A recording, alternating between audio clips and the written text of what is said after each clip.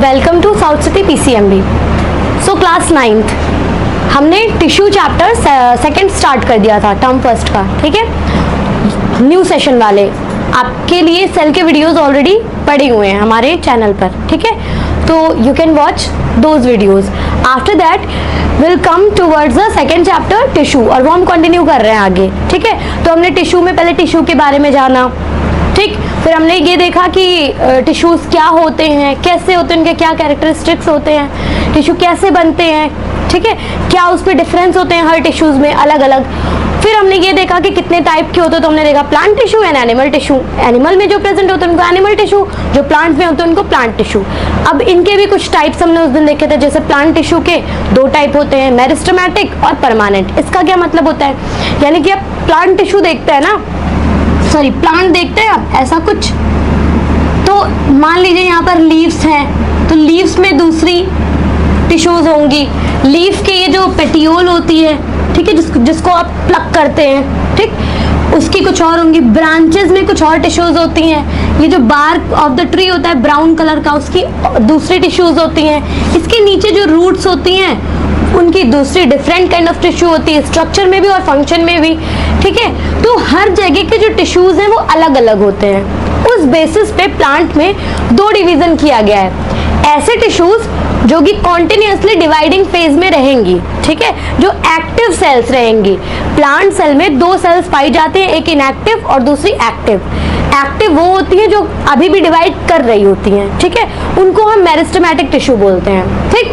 तो cells which have the capability of division, जिसके पास division की कैपेसिटी होती है, कैपेबिलिटी होती है, टेंडेंसी होती है, क्षमता होती है डिवाइड करने की। यानी कि एक सेल है तो वो दो सेल बनाएगी, दो सेल जो बनी वो चार बनाएंगी, चार से फिर आठ, आठ से 16, 16 से 32, ऐसे मल्टीप्लाइड बाई 2 के फॉर्म में ये आगे चलता रहेगा। यानी कि एक से कॉन्टिन्यूअस मल्टीप्लिकेशन होता रहेगा। सेल जो है वो कॉन्टिन्यूअस मल्टीप्लाई करती रहेंगी, ठीक है। इसका क्या मतलब है कि वो बेसिकली डिवाइडिंग सेल्स हम उनको बोलते हैं, ठीक है। तो वो एक्टिव सेल्स होती हैं, उनको हम मेरिस्टेमेटिक टिश्यूज बोलते हैं। लेकिन कुछ ऐसे भी टिश्यूज होते हैं जो कि डिवाइड नहीं करते हैं। उनका काम सिर्फ होता है मैकेनिकल सपोर्ट प्रोवाइड करना, स्ट्रेंथ प्रोवाइड करना, एक शेप प्रोवाइड करना, ठीक है। वो टिश्यूज क्या करते हैं, सिर्फ शेप प्रोवाइड करते हैं, ठीक है, प्रोटेक्ट करते हैं। जैसे हमारे ये हैंड्स हैं, हैंड्स के ऊपर नेल्स होते हैं, क्या इनका कोई काम है?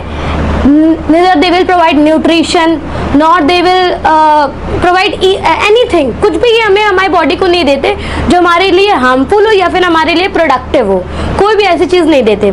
What they do is protection। जो हमारी इसके अंदर की स्कैल्प होती है उसको ये प्रोटेक्ट करके रखते हैं। Same happens with the hair also. जो हमारा ब्रेन है उसके ऊपर ये हेयर की कवरिंग क्यों होती है, जिससे अगर कभी भी चोट लगे तो कहीं ना कहीं वो इतनी डैमेज इंजरी हमें ना दे जाए, क्योंकि हमारे ब्रेन ही सब कुछ कंट्रोल करता है, ठीक है। तो ये सारी चीजें प्रोटेक्शन, हमारे बॉडी पे जितने भी हेयर्स होते हैं वो हीट, लाइट और माइक्रोब से हमें बचाते हैं। नोज में जितने जो हेयर लाइक स्ट्रक्चर्स होते हैं वो क्या करते हैं, डस्ट पार्टिकल को रोकते हैं, ठीक है। तो दे प्रोटेक्ट या they prevent dust particle from entering into the lungs, lungs तक जाने से उनको रोकते हैं। उसी तरह से प्लांट में भी कुछ प्रोटेक्टिव टिश्यूज होते हैं जो सिर्फ प्रोटेक्शन देते हैं, ठीक है, शेप देते हैं। उनको हम क्या कहते हैं, परमानेंट टिश्यूज कहते हैं। क्या कहते हैं, परमानेंट। क्यों परमानेंट नाम रखा गया, क्योंकि वो डिवाइड नहीं करती, वो जहां रहती है वहीं रहती है। डिवाइडिंग सेल्स का काम होता है कि वो, मान लीजिए ये रूट्स हैं, तो यहाँ की जो डिवाइडिंग सेल्स हैं यहाँ पे सबसे टिप पे प्रेजेंट होती हैं। ये डिवाइड करती करती करती फिर ये कुछ लेंथनिंग हो जाएगी, यहाँ पर आ जाएंगी, ठीक है। तो बेसिकली इनकी लोकेशन जो होती है वो कॉन्टिन्यूसली चेंज होती रहती है। जबकि परमानेंट टिश्यूज जहाँ रहते हैं उनकी लोकेशन वहीं रहती है, वो कहीं भी हिलते नहीं है, ठीक है। क्यों, क्योंकि वो डिवाइड नहीं कर रहे होते, वो परमानेंट टिश्यूज होते हैं, ठीक है।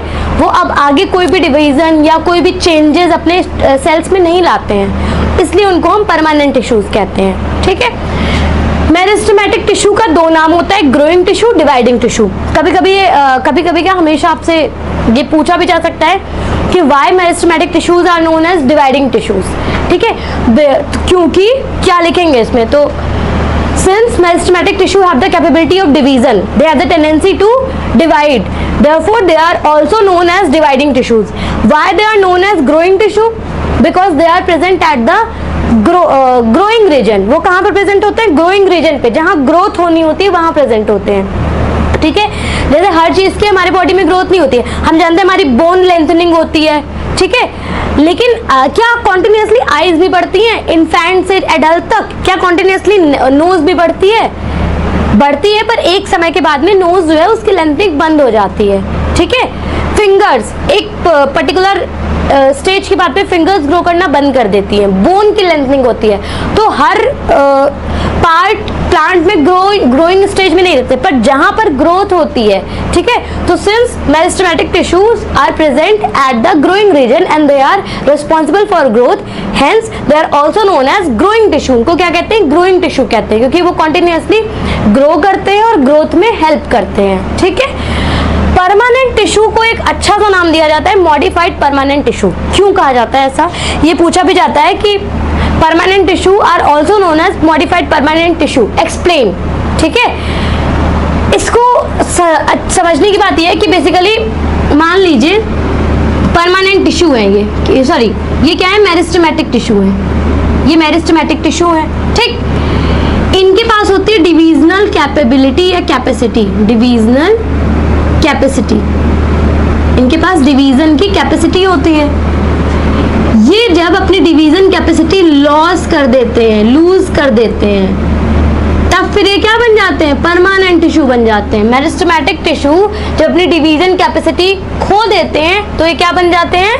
परमानेंट टिश्यू बन जाते हैं। इसीलिए और यहाँ पर हम जानते भी हैं कि परमानेंट टिश्यू के पास क्या होती है? ये दे लॉस डिविजनल कैपेसिटी, ठीक है। तो बेसिकली जो मेरिस्टेमेटिक टिश्यू होते हैं उसके अंदर मॉडिफिकेशन होता है, वो मॉडिफाई होते हैं। और मॉडिफिकेशन में क्या चेंज आता है? हमेशा मॉडिफिकेशन में कुछ ना कुछ चेंज आता है। जैसे हम जानते हैं कि डिजर्ट एरियाज के जो प्लांट होते हैं उनके ऊपर उनमें लीव्स नहीं होती, उनमें लीव्स की जगह पे क्या होते हैं? कांटे होते हैं, ठीक है, स्पाइंस में कन्वर्ट हो जाते हैं, कांटों को हम स्पाइंस कहते हैं। तो बेसिकली ऐसा क्यों होता है? लीव्स क्यों नहीं प्रेजेंट होते? क्योंकि उनके जो लीफ होते हैं वो मॉडिफाई होकर के स्पाइंस बन जाते हैं, कन्वर्ट हो जाते हैं। उसी तरह से यहाँ पर जो मेरिस्टेमेटिक टिश्यू है वो कन्वर्ट हो जाता है परमानेंट टिश्यू में, मॉडिफाई होकर के। और मॉडिफाई में क्या चेंज आता है?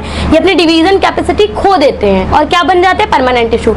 इसी वजह से इनको क्या कहा जाता है? Modified permanent tissue. तो इसमें हम आंसर में लिखेंगे कि permanent tissues are also known as modified permanent tissue because permanent tissues are modified from meristematic tissue by losing their divisional capacity. अपनी डिविजनल कैपेसिटी को लूज करके वो परमानेंट टिश्यू बन जाते हैं, ठीक है। ये सारी चीजें अब जो आप में मेन चीजें पूछी जाती है वो होता है डिफरेंस, कि differentiate between meristematic tissue and permanent tissue, ठीक है। तो बेसिकली देखिए इसके कुछ अपने कैरेक्टरिस्टिक्स होते हैं। पहला तो ये हो गया कि मेरिस्टेमेटिक के पास में डिविजनल कैपेसिटी होगी।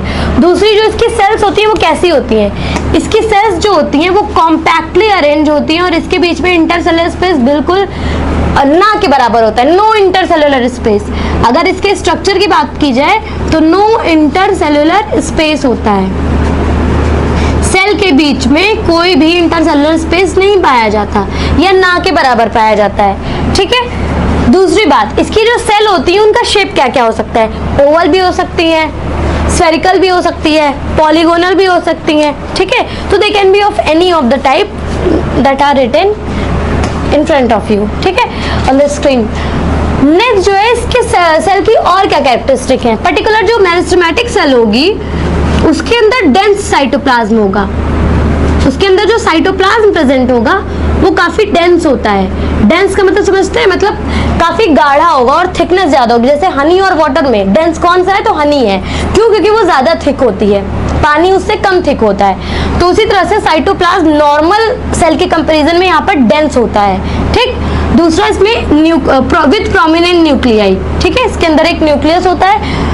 और एक बात होती है नेक्स्ट जो है हमारा, cells are capable of division. इनके पास टेंडेंसी होती है, ये जो हर सेल होती है ना मेरिस्टेमेटिक सेल, ये हर सेल डिवाइड करने की कैपेसिटी रखती है। हर सेल डिवाइड कर सकती है और एक से कई ज्यादा सेल मल्टीप्लाई करके बना सकती है। Cell have thin membrane. जो सेल है उसके पास पतली सी मेम्ब्रेन, बहुत पतली मेम्ब्रेन होती है। क्यों? क्योंकि अगर ये थिक मेम्ब्रेन होगी तो डिवाइड कैसे करेंगी भाई? डिवीजन के लिए ये सेल मेम्ब्रेन को हटना पड़ेगा, यहाँ से फिर ये 2 सेल्स बनेंगी, फिर 2 से फिर यहाँ से 2 बनेंगी, इससे भी 2 बनेंगी, 2 से 4 बनेंगी। तो इसीलिए इसकी जो मेम्ब्रेन है उसको थिन रखा जाता है ताकि इजी डिवीजन हो सके और आसानी से जो सेल्स है वो डिवाइड कर सके। ठीक है, नेक्स्ट, अब ये बेसिकली इनकी लोकेशन जानना बहुत जरूरी है कि मेरिस्टेमेटिक टिश्यूज कहाँ कहाँ प्रेजेंट होते हैं। तो अभी हमने जाना कि ये कहाँ प्रेजेंट होते हैं, ग्रोइंग एरियाज पे प्रेजेंट होते हैं जहाँ पर ग्रोथ होनी होती है। तो मान लीजिए ये तो हमने बिथली बना दिया था, अगर इसको मैं प्लांट बनाऊं, ठीक है, स्टेम विद स्टेम जिसमें थिन शूट होता है, तो बेसिकली कुछ ऐसा बनेगा वो, और वहां पर ऐसे लीव्स निकली होंगी, ठीक है, ऐसे कुछ।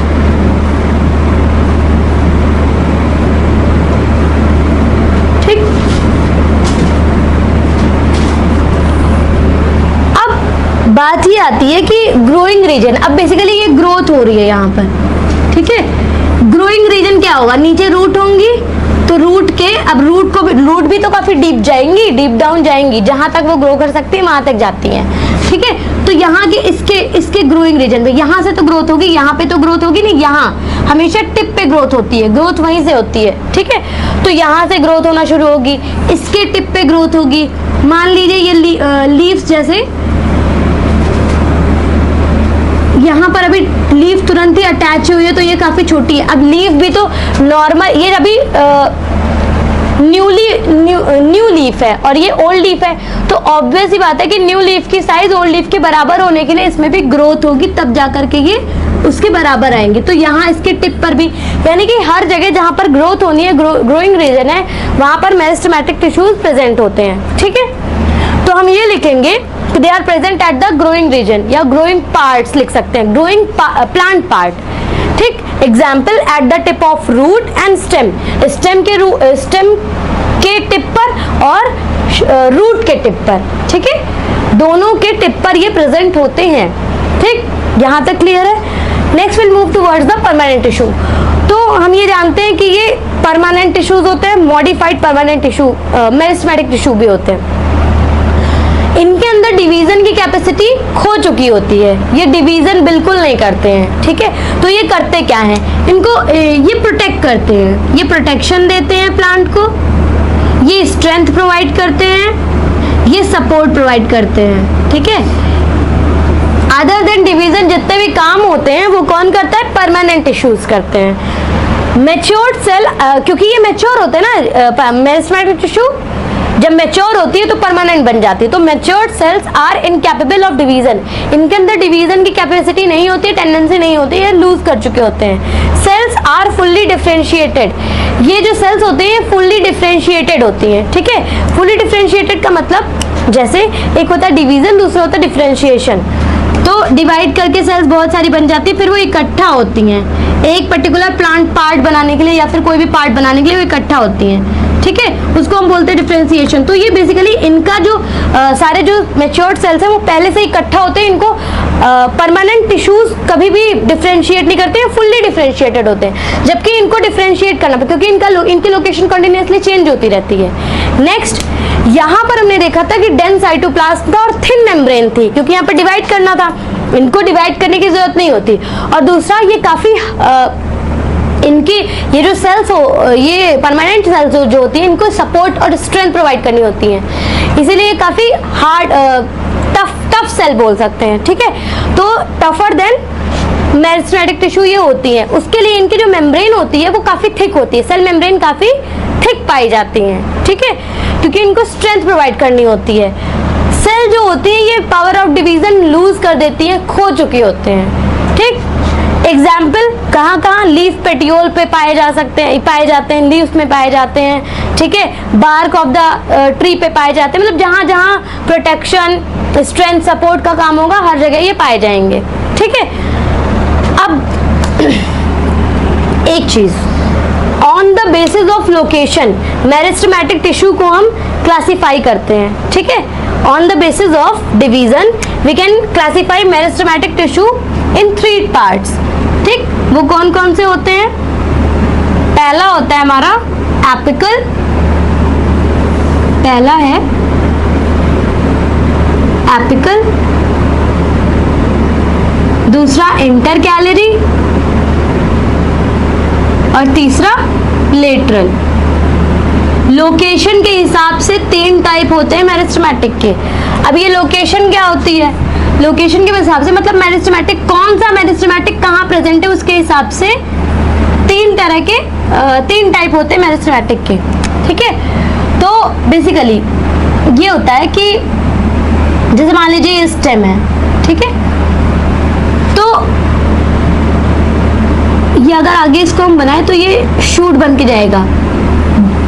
अपेक्स पे जितने भी टिश्यूज पाए जाएंगे, अपेक्स का मतलब अगर ये रूट है तो ये अपेक्स टिप पे, ठीक है, ये जहां तक जाएगा उसकी टिप पे, ठीक, या फिर लीफ है उसकी टिप पे, ठीक है, यानी कि टिप पे, अपेक्स पे, टॉप पे जितने भी टिश्यूज पाए जाएंगे उनको एपिकल मेरिस्टेम बोलते हैं।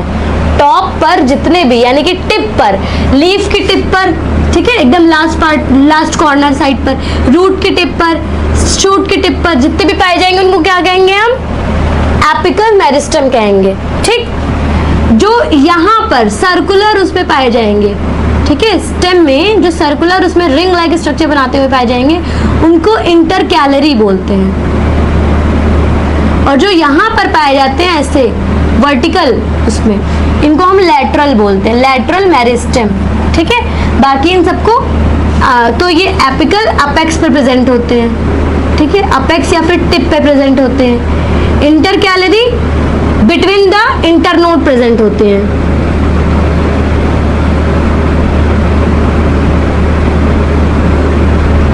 ठीक, या फिर नोड पे पाए जाते हैं, अभी वो भी बताते हैं। लेटरल जो होते हैं ये साइड्स पे पाए जाते हैं, साइड्स ऑफ द स्टेम, ठीक है, साइड्स ऑफ द स्टेम पे पाए जाते हैं। ठीक,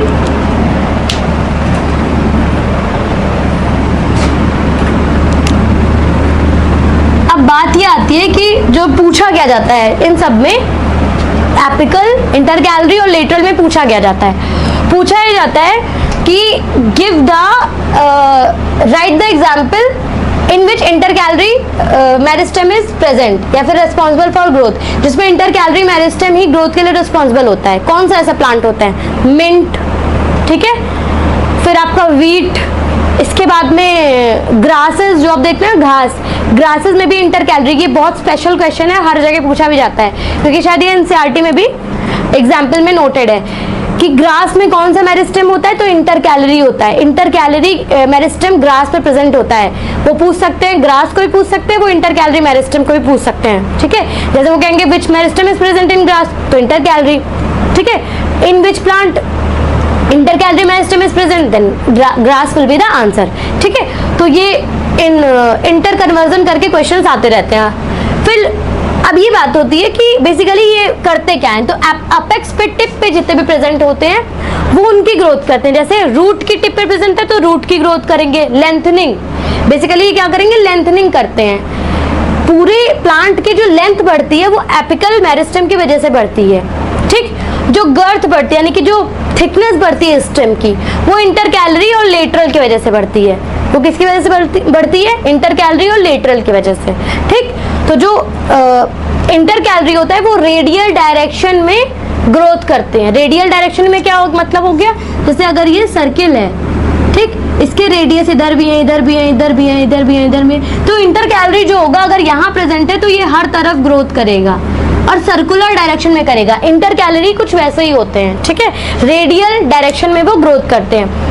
लेटरल क्या करते हैं? साइड्स में थिकनिंग करते हैं, साइड्स में ग्रोथ करते हैं। ठीक है, इंटरकैलरी जो प्रेजेंट होते हैं ये नोड पे, बेस ऑफ द नोड पे होते हैं। नोड वो जगह होती है जहां से लीफ निकलती है। ठीक है, मान लीजिए यहाँ से एक लीफ निकल रही है तो ये नोड हो जाएगा। जिस जगह से लीफ निकलती है उसको नोड बोलते हैं। ठीक, इसको नोड बोलेंगे, ये हमारा नोड है। ठीक है, यहाँ पे अगर कोई लीफ है इसको नोड बोलेंगे, यहाँ पर लीफ है इसको नोड बोलेंगे। इन दोनों के जो यानी कि दो नोड के बीच में जो गैप होता है उसको इंटर नोड बोलते हैं। दो लीफ के बीच में जितनी भी डिस्टेंस आती है उसको इंटर नोड बोलते हैं। ठीक है, तो intercalary at the base of the node present होते हैं, at the base of the internode present होते हैं, ठीक है, at the base of the leaf present होते हैं, ये सब इंटर कैलरी की लोकेशंस हैं। लेटरल कहाँ प्रेजेंट होते हैं? साइड्स ऑफ द स्टेम पे। और एपिकल हमेशा टिप पर पाए जाएंगे, वो चाहे लीफ की टिप हो, चाहे शूट की टिप हो, चाहे स्टेम की टिप हो, चाहे वो रूट की टिप हो, हर सभी जगह की टिप पे पाए जाएंगे। एपिकल लेंथनिंग करता है, ठीक है, इस लेंथनिंग यानी कि जब प्लांट की लेंथनिंग होती है, ठीक है, लेंथ बढ़ती है, उसको हम प्राइमरी ग्रोथ कहते हैं। क्या कहते हैं? Primary growth. और जब प्लांट की थिकनेस बढ़ती है, जैसे आपने देखा होगा आम का पेड़, उसकी स्टेम जब हम शुरुआत में आम का पेड़ निकलता है तो वो काफी पतला होता है, लेकिन कुछ सालों के बाद में उसको हम बिग ट्री की तरह देखते हैं, उसकी स्टेम काफी मोटी हो जाती है। उसका क्या मतलब है? वहां पर क्या हुआ बेसिकली, वो थिकनेस, वो सेकेंडरी ग्रोथ होती है। स्टेम की जब थिकनेस बढ़ती है उसको सेकेंडरी ग्रोथ कहते हैं, और लेंथ बढ़ने को प्राइमरी ग्रोथ कहते हैं। तो ये भी आता है कि प्राइमरी ग्रोथ के लिए कौन रिस्पॉन्सिबल होता है? तो apical meristem is responsible for primary growth. And inter calorie and lateral, inter calorie और लेटरल जो होते हैं ये क्या करते हैं? थिकनेस बढ़ाते हैं स्टेम की, तो ये सेकेंडरी ग्रोथ के लिए रिस्पॉन्सिबल होते हैं। ठीक, ये भी पूछा जाता है। आज हमने बहुत डीप डाउन पूरा एकदम अच्छे से पढ़ा है मेरिस्टेमेटिक परमानेंट, ठीक है। नेक्स्ट जो हमारा टॉपिक होगा वो परमानेंट टिश्यूज के टाइप्स के ऊपर होगा। आप जाएंगे तो देखेंगे सिंपल और कॉम्प्लेक्स, फिर उसमें भी डिवीजन करते पूरा हम एक्सप्लेनेशन उसका पढ़ेंगे। आज आप जाएंगे, जितने भी क्वेश्चंस मैंने इसमें बीच में बताए डिवाइडिंग टिश्यू क्यों कहते हैं वो सारे आप नोट डाउन करेंगे, पूरा नोट करेंगे इसको, and we'll meet in the next lecture. Thank you so much for watching the video.